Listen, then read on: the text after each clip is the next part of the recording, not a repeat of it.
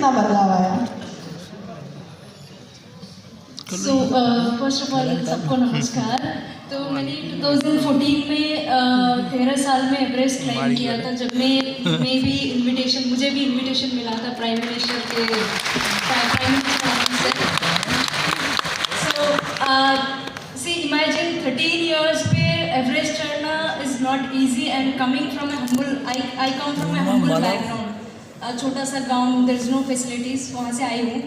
तो I never expected that I'll climb the highest mountain of the world, and उसके बाद India का prime minister को मिलना I never imagined any way, वो तो मन में भी नहीं आता है, but it was a great moment, almost वो बात कर रहा था मेरे से almost 1 hour, तो ऐसे लगता है कि कोई फैमिली मेम्बर रिलेटिव जैसे बात कर रहा था, वेरी क्लोजली फ्रेंडली।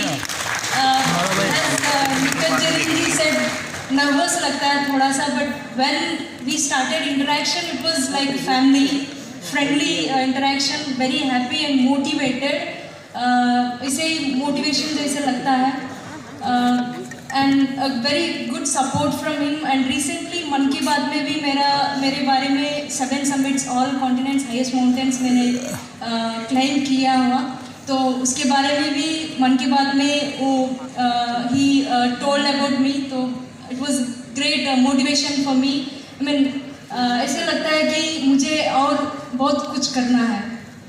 सभी सशक्त हस्तियों के साथ हम मन की बात की चर्चा कर रहे हैं ऋचा जी, और आपने जो मेरे से सवाल पूछा उससे थोड़ा पहले मैं आपको लेके जाती हूँ। मेरा सौभाग्य रहा था आदरणीय मोदी जी से मिलने का, पहले चाय पे चर्चा पे, वो भी बातचीत का माध्यम था, वो भी हमारी बात सुनने का कहने का माध्यम था, और कुछ बातें मैंने उनके सामने रखी थी, और मैं हैरान हूँ कि प्रधानमंत्री जो इतने व्यस्तता में रहते हैं उनको याद रहा एक एक शब्द जो मैंने उन्हें कहा। और मैंने खेल पॉलिसियों की बात करी, मैंने उनसे कहा कि सशक्तिकरण एक अपंग व्यक्ति का कितना ज़रूरी है, और धीरे धीरे मैंने वो देखा कि 2015 में शायद मेरे जैसे और भी व्यक्तियों ने उनसे ये प्रार्थना रखी हो या ये बात रखी हो अपने मन की, तो हमारे मन की बात को उन्होंने चाय की चर्चा पे सुना और अपने मन की बात बनाकर जब 2015 में अपंग शब्द हटाकर दिव्यांग शब्द दिया, जिसमें उन्होंने कहा कि let us focus on abilities beyond disabilities, and उस पर भी काफ़ी सोशल मीडिया रेपरकशंस हुए कि नाम में क्या है। और तब भी मैंने यही कहा कि जब हम अंग्रेज़ी में स्पेशली एबल्ड कह देते हैं तो हम हिंदी में दिव्यांग क्यों नहीं कह सकते हैं, क्यों नहीं हमें। और दिव्यांग शब्द में एक सम्मान है, दिव्यांग शब्द में एक फोकस है। जब प्रधानमंत्री स्वयं उस पर बात करते हैं तो पूरे देश का उनके पे फोकस जाता है, और फिर खाली मात्र देश का ही नहीं जाता, फिर वो पॉलिसीज़ में भी तब्दील होता है, वो CSR पॉलिसीज़ भी चेंज होती हैं और उसका असर दूर तक जाता है। और असर कितना जाता है, मैं एक उन सौभाग्यशाली व्यक्तियों में से हूँ जिनका नाम आदरणीय मोदी जी ने लिया।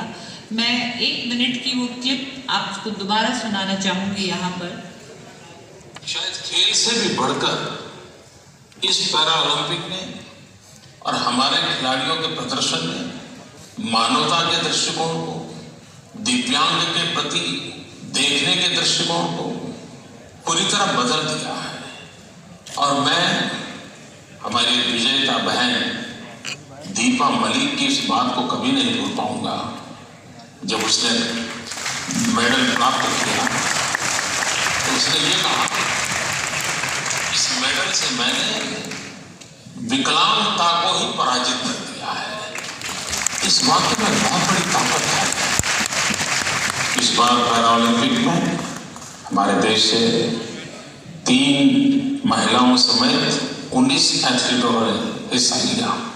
बाकी खेलों की तुलना में जब दिव्यांग खेलते हैं तो शारीरिक क्षमता, खेल का कौशल्य, इस सबसे भी बड़ी बात होती है इच्छा शक्ति, संकल्प शक्ति।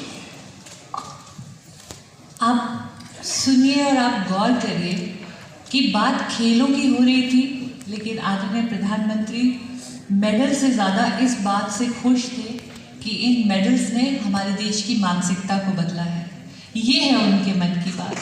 और दूसरी चीज़, हालांकि मेरा तो मात्र सिल्वर मेडल आया था, पुरुषों ने 2 पुरुष खिलाड़ियों ने गोल्ड भी जीता था, देवेंद्र जी ने वर्ल्ड रिकॉर्ड भी बनाया था, लेकिन उनका फोकस इस बात पे था कि 3 महिलाएं वहाँ जाकर खेलें। और उसके बाद क्योंकि प्रधानमंत्री स्वयं इस बात को रखी, तो उसका असर इतना आया देश में पैरालंपिक की पॉपुलैरिटी को। आज मैं अध्यक्ष हूँ पैरालंपिक कमेटी की, तो आप आज देख सकते हैं कि 3 महिला 350% से ज़्यादा इंक्रीज हुआ पार्टिसिपेशन 2020 टोक्यो में। वहाँ पे 14 महिलाएं गई। 2016 में मात्र 1 मेडल आया, लेकिन महिला सशक्तिकरण इतना हुआ, इस मन की बात का असर इतना प्रेरणादायक रहा कि हमारा 3 महिला मेडल आए, जिसमें गोल्ड, सिल्वर, ब्रॉन्ज तीनों आए। सो इतनी प्रगति। और अप्रैल का महीना, ऋचा जी, मैं हमेशा जब भी आपसे मिलती हूँ एक कविता ज़रूर कहती हूँ। तो अप्रैल का महीना मेरे लिए बड़ा भावुक महीना है, क्योंकि 30 अप्रैल को जैसे मन की बात 100 एपिसोड पूरे करेंगे आदरणीय प्रधानमंत्री, और 30 अप्रैल 2018 में मेरे पिता का देहांत हुआ था। और मैं अपने पिता से बहुत प्रभावित रही, और कहीं ना कहीं उनकी कमी महसूस होती थी। लेकिन जिस प्रकार एक पिता अपने परिवार को लेकर बैठता है, उन्हें फैमिली वैल्यूज़ की बात करता है, उनके पोषण की बात करता है, उनके सेहत की बात करता है, उनके आर्थिक निर्भरता की बात करता है, उनकी आत्मनिर्भरता की बात करता है, उनके संस्कारों की बात करता है, ठीक उसी प्रकार मुझे प्रतिबिंब दिखता रहा हर मन की बात में आदरणीय प्रधानमंत्री जी की वार्तालाप में। और इसी तरह अप्रैल का महीना आया, ऋचा जी, जब आदरणीय मोदी जी ने एक आह्वान किया था कोरोना के वॉरियर्स के लिए कि हम सब अपना ग्रैटिट्यूड, एक धन्यवाद उन सभी कोरोना वॉरियर्स को, चाहे वो सफाई कर्मचारी हो, चाहे वो डॉक्टर हो, नर्स हो, समाज सेवी हो, उनके लिए हम एक दिया जलाए।